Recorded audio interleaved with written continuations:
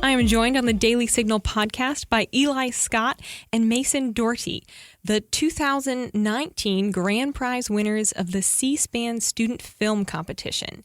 Eli and Mason are rising seniors at Imagine International Academy of North Texas in McKinney, Texas. Eli and Mason, thank you all for joining me today. Thank you for having us. Virginia, thanks for having us on. So this year, C-SPAN received nearly 3,000 documentary submissions from over 6,300 students from all over the country. And all of these documentaries had to answer the question, what does it mean to be American? And Eli and Mason, your film won the grand prize. Congratulations to both of you. Thank you. Now, how did you all answer that question of what does it mean to be American? So we really started at a position where we wanted to find something that people wouldn't typically think about when it comes to being an American. I mean, we've got the Constitution, the Bill of Rights. We have all of our founding documents. We have the ideals of the founding fathers that remain with us. But we wanted to take it into a direction that has existed from then and existed till now. And we found that to be holding your government accountable and the responsibility and the role of citizens in preserving our democratic republic. And that's how we got there. Yeah, I mean, holding your government accountable is a truly unique American aspect. And not many other people around the world can claim to enjoy that freedom and privilege. And so, although it's a little bit unconventional, I think it honestly is one of the most important ones in withholding our integrity and structure as a society. Yeah, absolutely. And how did you answer that question of as American people, how do we go about holding the government accountable? What we agreed on and what we learned from speaking with numerous people from different political leanings is that it starts at a local level and a state level and then onto a federal level. It is so easy and almost effortless to be active in your local community on a political level. At your city council, you can pretty easily get a meeting with your mayor if you live in a small town, medium-sized city, and they're the people who listen to you. They're the people that you can talk to and suggest maybe policy, anything like that, and you'll see those changes in your daily life. On state and federal issues, you can hold them accountable. You can elect who you want to be in power. You can communicate your views by voting, but it's a lot easier to do that on a local level, and that's where it all comes from. Yeah, I think it's a common misconception among the general public that, I mean, of course, we see on the news Trump, executive, Congress. And then that becomes ingrained into your heads, and you begin to think of it as a distant kind of goal to where only the privileged and people with money can attain that. Mm-hmm. And so reverse engineer it. Who actually consents to those? What's impacting you directly? And it's not those people necessarily. While they can, the biggest impacts you'll see on your day-to-day life are coming from the people who might live in the same neighborhood as you. And once you're able to realize that and put into action specific goals, you can, collectivize with people who you live around, be nice to one's neighbor. So starting at a much lower level is one of the common themes that we found to be the most significant impact to you as an American citizen.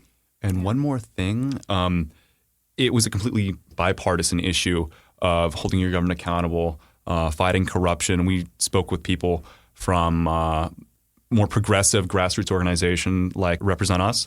And then, of course, the Heritage Foundation, Libertarian Legal Scholars, and everybody had different interpretations about how to hold one's government accountable. But it's something that really tied everyone together. And I think that really showed in the final cut of the video. It's something that pulls everyone together no matter what your political leaning is. Can you share a little bit about the process of actually making the film? I know you both put so much work into this project. Did you have a favorite part? Was there something especially challenging that stands out in your mind? Of course. So my background is in freelance video production for companies and people in my community. So this is what I love to do on a daily basis. And when we were approached with this opportunity, I said, yes, let's do this. Although I had never really shot a formal documentary that you think of when you see on like Dateline. So there was a lot of learning. We both collaborated quite significantly. Eli more so on the people, PR, getting things scheduled. And then my focus remained on how do we communicate what we're talking about in the best way possible to the people who would be watching it. And so it was a very dynamic relationship. And I think that was what made it stronger, is that we could each specialize in our own areas and kind of make things go a lot more smoothly so that the quality in the end would be higher. I think the hardest part, and then we didn't realize this initially, was just how long it would take to edit and how many possibilities that we would have and different directions that we could have taken it in. In the end, that would have conveyed widely different messages. So we spent a good month in the editing room last December trying to finalize and iron out the final copy, the quote unquote final copy that we were happy with. Absolutely. I think the collaboration aspect is what really made the video how it is. I mean, we're both passionate about our own things. You're more the visually creative, and that really showed. It was a wonderfully made, wonderfully executed video. And being a really big fan of debate and history and politics, I was able to really search and research things and speak with people that I'd been wanting to speak with for years, and really delve into the whole issue of corruption and government accountability firsthand, whether it was like special interest groups, it was Professor Randy Barnett at Georgetown Law, or anybody of that sort. I mean, it was a really interesting thing to undertake, and the collaboration really shone through. Yeah. So you all are both rising seniors in high school. That's correct. Where did this interest in politics and specifically, conservative policy come from at your young age?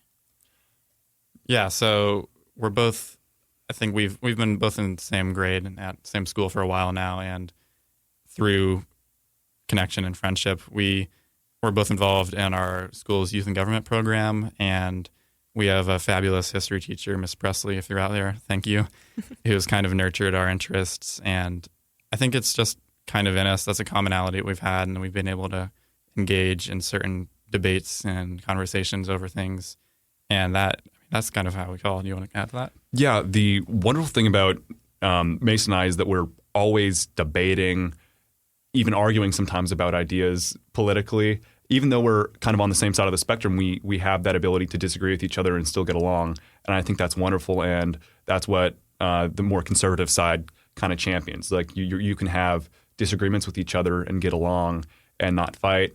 And that's sort of something that's been catalyzed through youth and government, through other extracurricular activities. Even growing up in Texas has probably had a lot of an influence on it. But really seeing what the conservatives, the Republicans are doing in Washington currently, and what they've done in the past, it's been a really interesting thing to live through. And it's had a big influence on my views on politics, and I think a lot of other people in our generation.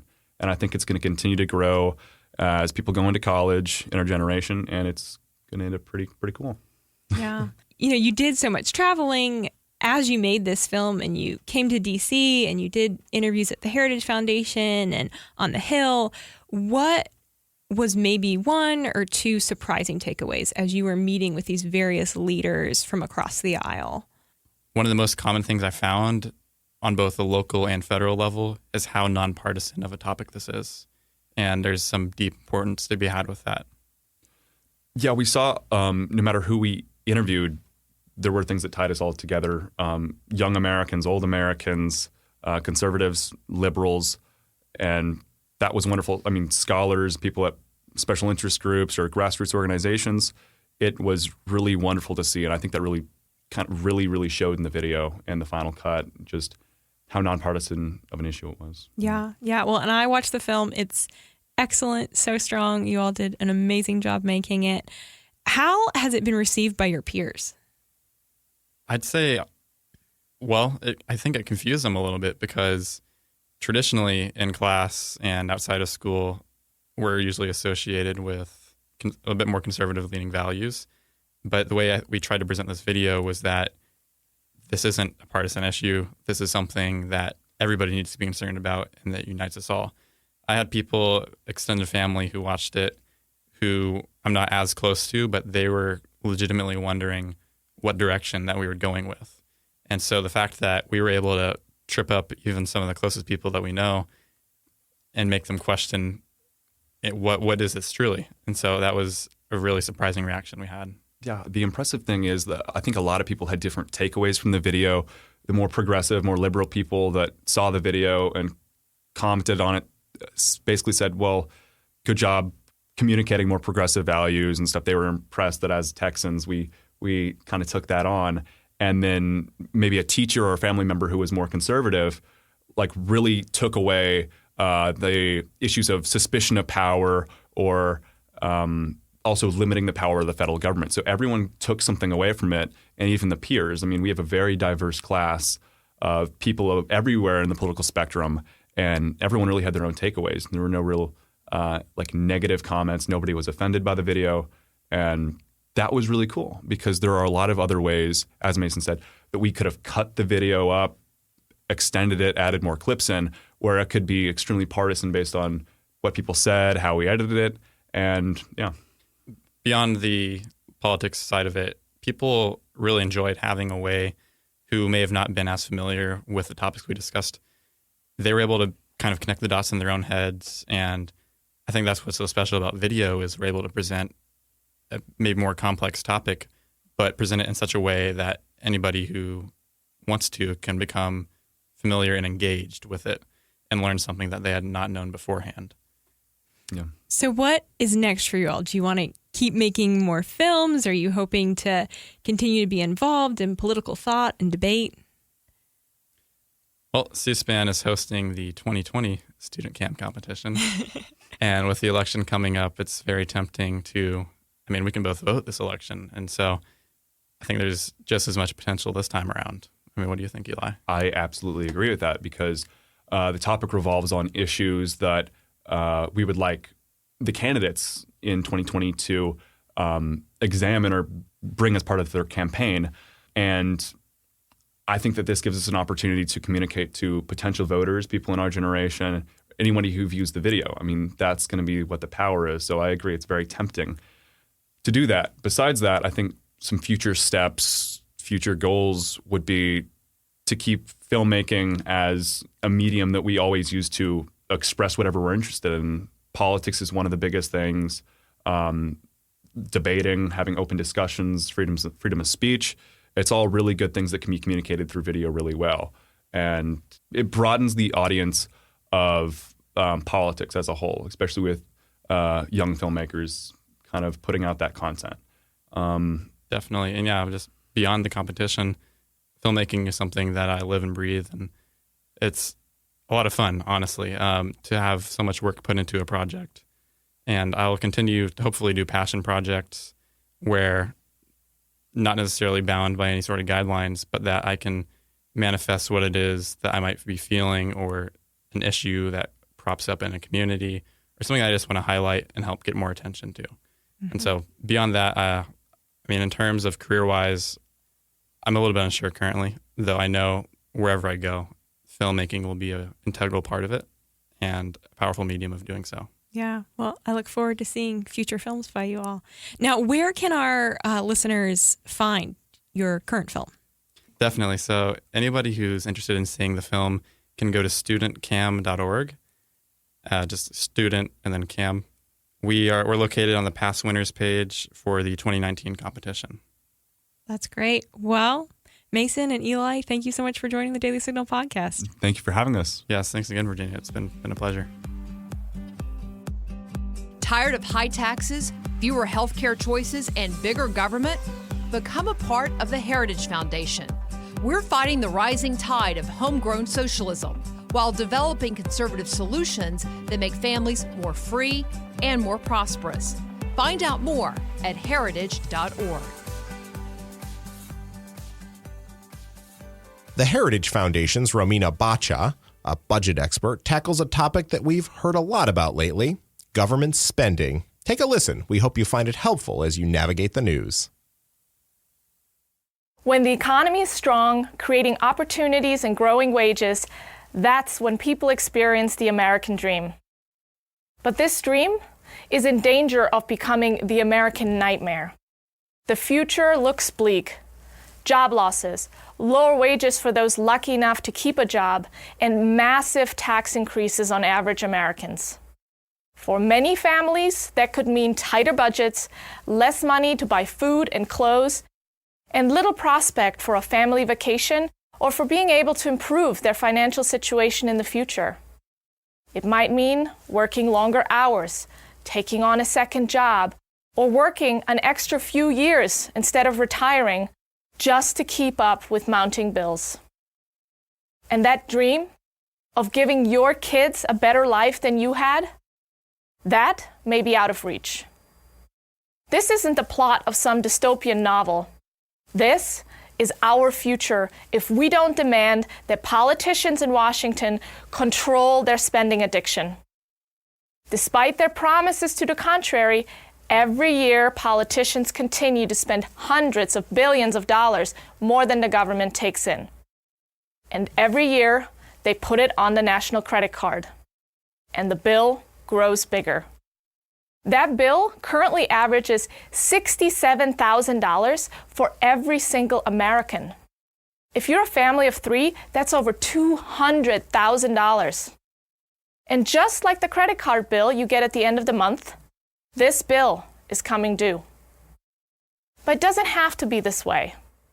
There are several ways our politicians can reform their reckless spending habits and save us from this fate. First, they can stop spending billions of dollars on things that have already been identified as waste, fraud, and duplicative services. Second, they should focus on funding the constitutionally mandated duties of the federal government. First and foremost, national defense. The federal government should return control of many programs to the private sector and state and local governments.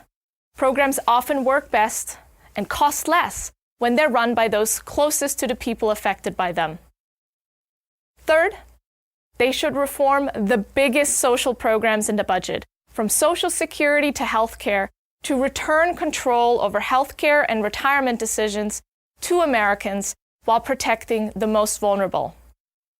And finally, Washington can keep taxes low and eliminate thousands of heavy-handed regulations that just grow government and siphon away our money and freedoms. The recent tax cuts and deregulation are allowing the economy to flourish, which leads to more jobs and rising wages. Higher taxes are not the solution to out-of-control spending. We need to address the problem at its roots. It's not too late to save the incredible promise that is America. But first, we have to convince our leaders to end their runaway spending habits and adopt spending controls. By taking these steps, we can reverse the current course, live in a freer, more prosperous America, and save the American dream for our generation and for generations yet to come. Do conversations about the Supreme Court leave you scratching your head? If you want to understand what's happening at the court, subscribe to SCOTUS 101, a Heritage Foundation podcast breaking down the cases, personalities, and gossip at the Supreme Court.